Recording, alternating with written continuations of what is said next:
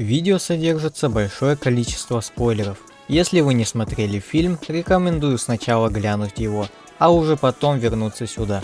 Прошу отметить, что это лишь мое субъективное мнение, и не стоит воспринимать его всерьез. Приятного просмотра!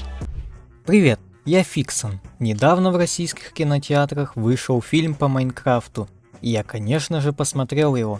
Реакция зрителей смешанная. Критики роняют фильм на дно, а фанаты считают, что это шедевр. Давайте же разберемся, так это или нет.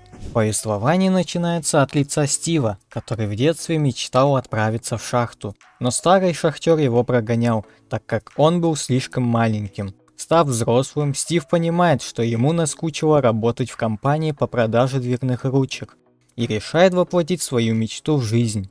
В шахте он находит странные артефакты, соединив которые вместе открывается портал, который переносит Стива в мир Майнкрафта. Там он начинает строить дома, заводит собаку по имени Деннис и просто развлекается. Но однажды, найдя руины портала, он активирует его и оказывается в Незере, среди кучи пиглинов, возглавляемых Малгошей. Она отбирает у Стива артефакт, который называется Сферой Господства, и с помощью нее планирует захватить Верхний мир. Стив решает остановить ее, крадет сферу и дает Деннису, чтобы он спрятал ее куда подальше. И таким образом артефакт оказывается под кроватью Стива в реальном мире. Далее нам показывают Гаррета Гаррисона по прозвищу Мусорщик. Некогда он был геймером года 89 и обладал славой, от которой осталась только память, и его погоняло. Гаррет владеет своим магазином игровой атрибутики, который как будто бы не такой уж и прибыльный.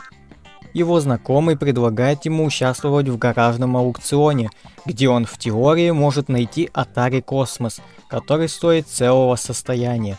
Вывалив 900 баксов, он уже был готов обогатиться.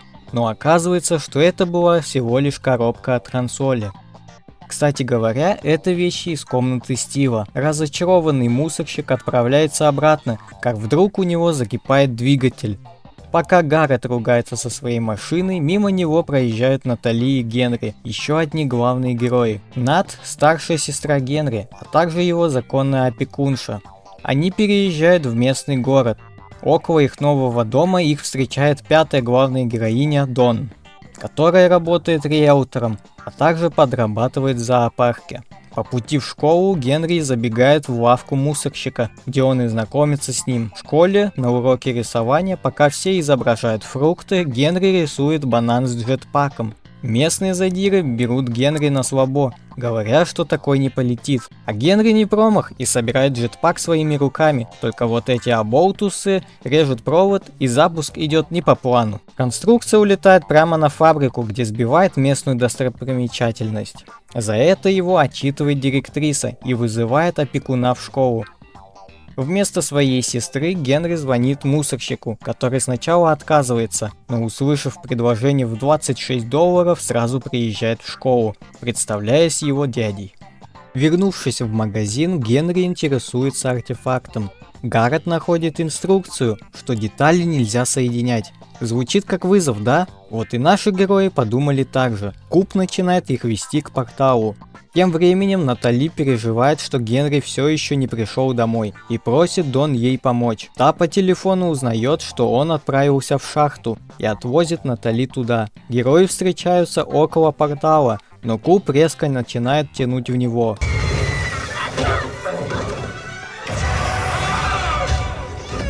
Все, так же как Стив, оказываются в Майнкрафте. Пока никто не видит, житель интересуется порталом и уходит в реальный мир.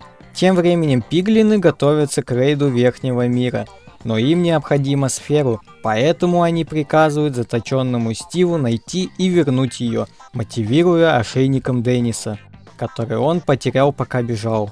В Верхнем же мире начинается ночь, и круглым приходится бежать от мобов. В процессе мусорщик разделяется, упав в яму, а Генри находит способ построить укрытие из блоков. Позднее Гаррет находит остальных, а по пути забирает артефакт, часть которого разбивается от стрелы скелета. Зомби прорывает оборону, но на помощь приходит Стив, который расправляется со всеми мобами.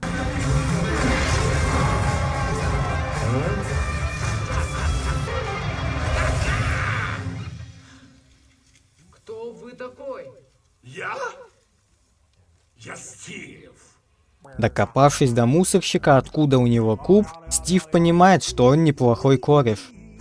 На вопрос Натали, как им вернуться домой, он отвечает, что для этого необходим кристалл земли, который разбился, и найти его можно только в лесном особняке.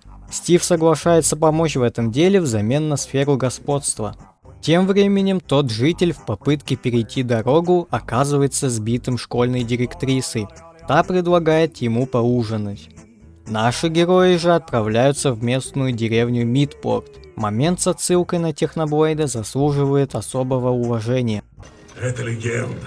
В это время в аду планируется рейд на Оверворлд, и ответственным назначается генерал Чунгус, который ранее был закамерником Стива. Посмотрев трейлер, многие не понимали, почему пиглины не превращаются в зомби. Вот и ответ: они выпили зелье.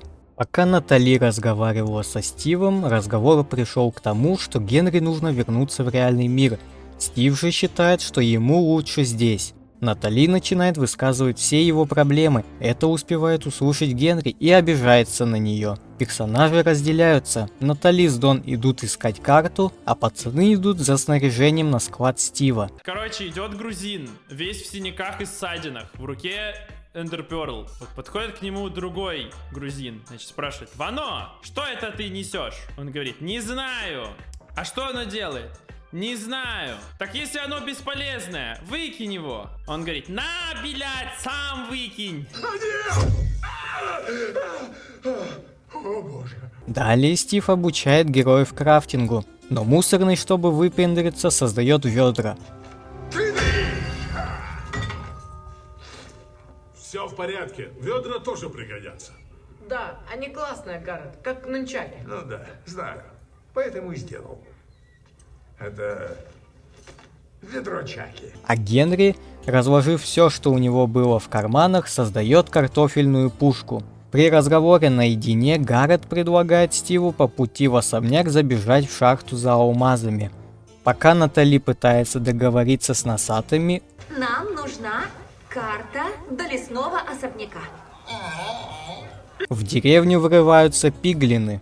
Бесит, что все слова достанется тебе.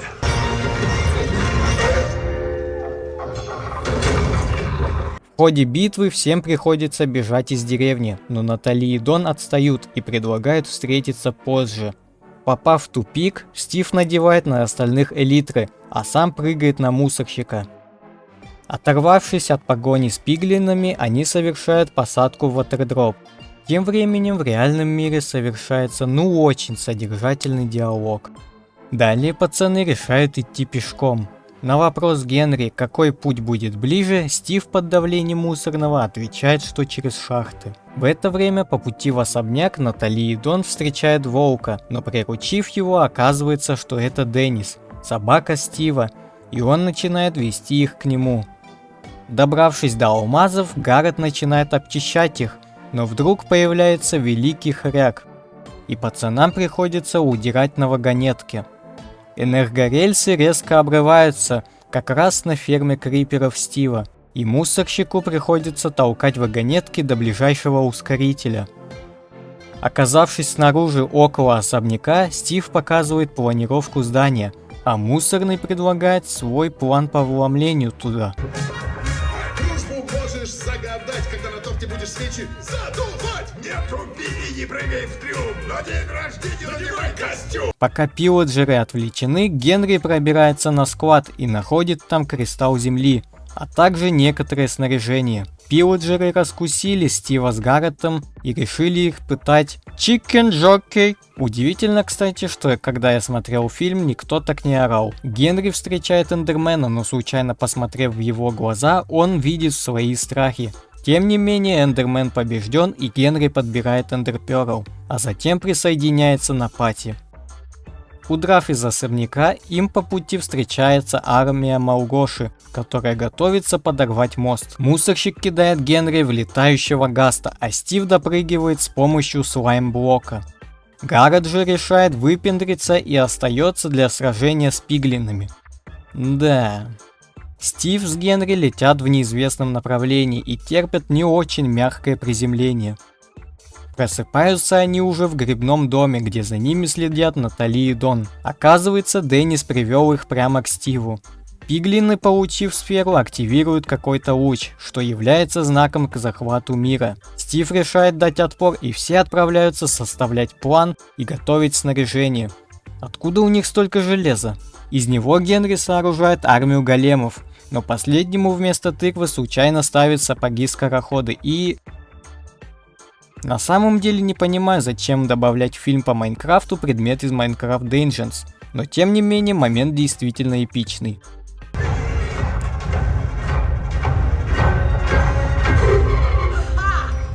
Не знали? Железные големы не нападают, если их не провоцировать.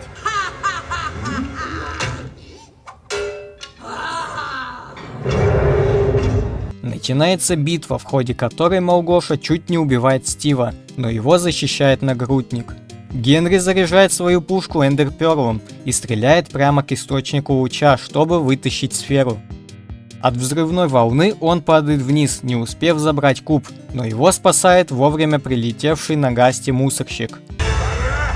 Метать шары огня! Хватай копье и воткни его в задницу! Да! Кали! Как ты узнал, что надо делать? Не спрашивай! При помощи выстрелов они уничтожают портал и освобождают артефакт. Наступает день, а пиглины начинают зомбифицироваться. Умирающая Малгоша просит Стива подойти поближе, чтобы что-то сказать. Ну вот! Ты реально хуже всех. Внезапный удар. Все герои готовы вернуться домой и предлагают Стива пойти с ними. Он сначала отказывается, но потом передумывает и тоже возвращается. В реальном мире они переоборудуют магазин Гаррета, создают свою игру Block City, отсылка на Contra City, и теперь у них куча посетителей. Дон бросает работу риэлтора, а Наталья обучает борьбе. Генри наконец-то собирает рабочий джетпак, и все теперь у них отлично. В общем, мне фильм понравился, да. Он не богат на сюжетную составляющую, но все компенсирует количество приколов, отсылок и тому прочее. Но, если честно, это не совсем то, что я ожидал. От фильма по Майнкрафту я ждал раскрытия внутриигровых механик с точки зрения логики и реализма, и то, как их видят сами разработчики игры. Объясню на примере, что я имею в виду. Во многих фанатских работах, а теперь и в официальном фильме, верстак представлен как необычный блок, на который ты ставишь 3 железа и получаешь ведро. Но нет, по логике игры верстак — это рабочий стол, на котором Стив самостоятельно кует ведро из железа, используя инструменты на текстуре блока. Сетка крафта — это лишь игровая условность, и таких примеров куча. Те, кто работал над фильмом, выбрали легкий способ объяснить механики, игровые условности и магию Майнкрафта тем, что это другой мир, в котором возможно все, просто потому что это другой мир. К недостаткам также могу добавить сюжетную броню персонажей, отступление от канона и тот факт, что Стив где-то достал элитры, при том, что ад он не успел изучить так сильно, а в Энд он и подавно не совался. Несмотря на это, фильм получился действительно годным, хотя для просмотра, пожалуй, следует знать побольше об игре, иначе многие моменты могут быть непонятны. Мне понравился фильм, а вам, я надеюсь, понравилось это видео. Увидимся в следующем. I am Steve, I am Steve, I am Steve, I am Steve, I am Steve, I am Steve, I am Steve, I am Steve. Кстати, в сцене после титров Стив возвращается в свой старый дом, где теперь живет Алекс, и знакомится с ней, что является намеком на продолжение. Представьте лица людей, которые уверяли, что Алекс мужик.